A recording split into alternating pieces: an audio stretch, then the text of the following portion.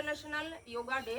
তো আমাদের এই যে বাঙালির ঐতিহ্য, ভারতেই এই যোগার প্রচলন সব থেকে প্রথম শুরু হয়েছিল, কিন্তু যোগের চর্চাটা সেরকমভাবে ছিল না। তো যখন করোনা শুরু হলো তারপরের থেকে এর গুরুত্বটা মানুষ আরও বেশি করে বুঝতে পারলো। তো এখন যাতে আরও বেশি মানুষ বুঝতে পারে, ডাক্তার দেখিয়েও অনেক সময় সেইভাবে উপকার পাওয়া যায় না। ডাক্তাররাও বলে থাকে যে তোমরা যোগা করো।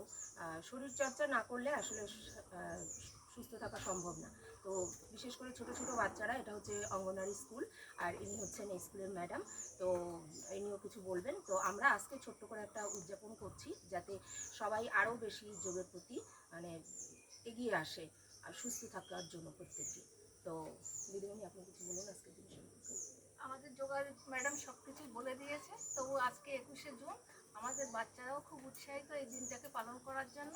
উনি আন্তরিকভাবে এই যোগা বাচ্চাদের ধরে ধরে যেভাবে শেখাচ্ছেন, বহুদিন ধরে উনি শেখাচ্ছেন। আর বাচ্চারাও এই যোগা সম্পর্কে অনেকটা ধারণাও লাভ করেছেন ওনার কাছ থেকে।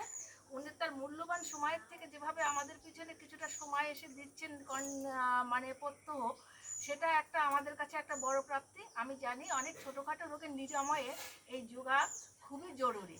এবার ম্যাডাম এখন আমাদের কিছু যোগা এখন আবার করাবেন, প্রত্যহ করানো আর ভবিষ্যতেও করাবেন। আমাদের সমস্ত কিছু সুন্দরভাবে মানে পরিচালনাও করছেন এই ব্যাপারটা। হ্যাঁ, আসলে বলছি কথার মাঝখান থেকেই, ছোট ছোট বাচ্চারা, বিশেষ করে একদম বাচ্চারা হচ্ছে মানে মাটির মতো, যেমনভাবে তাদেরকে শেখানো যাবে, বোঝানো যাবে, তারা কিন্তু সেইভাবেই তৈরি হয়।